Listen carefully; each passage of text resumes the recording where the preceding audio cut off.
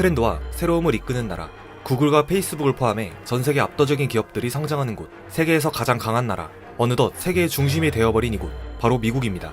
앞서 제작된 미국이 초강대국이 될 수 있었던 진짜 이유 편에서도 자세히 다루긴 했지만 미국은 정말 말도 안 될 정도로 최적의 조건을 갖추고 있는 나라입니다. 과거부터 드넓은 땅들을 손쉽게 차지하면서 황무지였던 미국은 세계에서 세 번째로 큰 영토를 갖게 되는데, 심지어 멕시코로부터 빼앗은 캘리포니아에서는 단 9일 만에 금광이 발견되면서 수억 달러의 금이 쏟아져 나왔습니다.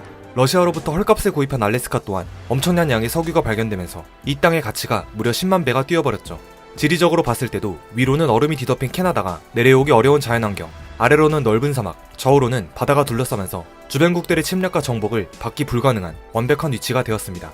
이러한 최적의 조건 속에서 미국은 안전하고 빠르게 성장할 수 있었고, 현재는 그 어떤 부가적인 설명도 필요 없이 문화 콘텐츠 수출액 1위 국가로서 너도 따라하고 싶게 만드는 대중문화의 본고장이 되었는데요.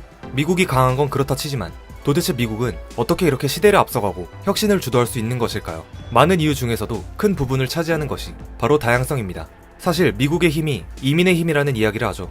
이 다양성이라는 것이 미국을 구성하는 여러 민족에서부터 시작되는데, 초창기 미국은 유럽에서 건너온 백인, 아프리카에서 강제로 끌려온 흑인도에 이민자 등 민족적으로나 인종적으로나 다양한 사람들이 이곳으로 들어오면서 한 나라를 구성하게 되었습니다.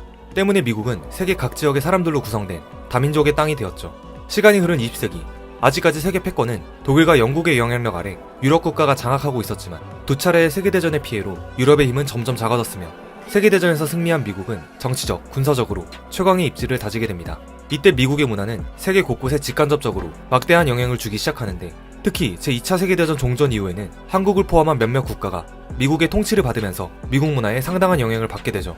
그러다 1965년 린든 B 존슨 대통령이 새로운 이민법에 사인을 합니다. 좀 더 많은 이민자가 미국에 들어올 수 있도록 문호를 개방하게 되는데, 그 이후로 미국에 건너오는 이민자 숫자가 기하급수적으로 늘어나게 됩니다. 현재는 중국과 인도에서 들어오는 이민자들이 가장 많고, 이들은 대부분 공부를 하러 오거나 이미 대학을 졸업한 사람들로 학력 수준이 굉장히 높은 편입니다. 그에 반해서 멕시코에서 건너오는 이민자들은 대체로 육체 노동자들이 많고 기술이 없는 사람들이 많습니다. 그래서 앞으로 이 아시아에서 건너오는 이민자들이 미국의 상류층을 차지할 가능성이 굉장히 높다는 이야기가 많이 나오고 있습니다. 2060년쯤 되면 흑인과 아시아인을 포함한 유색인종이 더 많아져 백인 인구가 더 이상 50%를 넘지 않을 것이라 하죠. 현대에 들어오면서 유럽인과 아프리카 흑인들의 후손들, 수많은 이민자로 이루어진 이곳은 각인각색의 매력으로 자신들의 개성을 뽐내기 시작했습니다. 이렇게 만들어진 혼합된 미국 문화는 다양한 분야에서 세계 정상에 등극하기 시작하는데, 현재 할리우드 영화와 애니메이션은 엄청난 규모와 수준을 보여주고 있고, 그 영향력은 세계 최고 수준에 달하고 있습니다. 가장 대표적으로 유니버설 스튜디오가 있죠. 애니메이션 하면 마블과 디즈니, 픽사가 압도적이고요.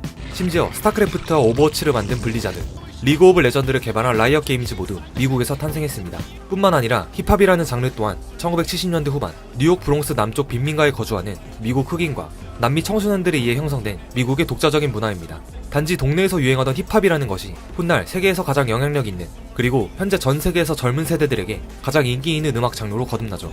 재즈 또한 유럽의 악기와 음악적 틀을 기반으로 아프리카계 미국인 특유의 감성이 혼합된 인종을 초월한 음악입니다. 여기에 블루스가 더해져 R&B가 탄생하기도 합니다.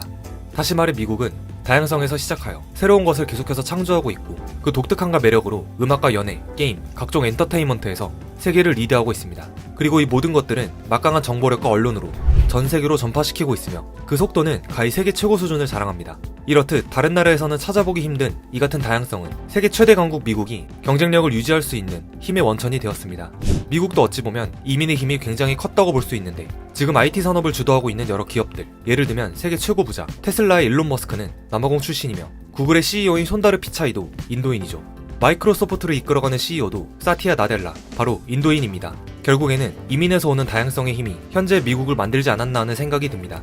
하지만 미국에서의 삶이 무조건 좋다고 생각할 수는 없는 것이, 이곳에는 빈곤선 아래에 사는 빈곤층이 4천만 명에 이를 정도로 빈부격차도 있는 편입니다. 할리우드가 있는 LA 시내의 스키드로우라는 지역은 노숙자들의 텐트가 쫙 펼쳐져 아예 빈민촌을 이루고 있죠. 공공 화장실도 부족하며 노숙자들은 플라스틱 양동이에 대소변을 해결하고 길가에 그냥 버리는 게 일상입니다. 지역에 따라서는 아직도 인종차별 의식이 있거나 이민자를 배척하는 경우도 없지는 않습니다.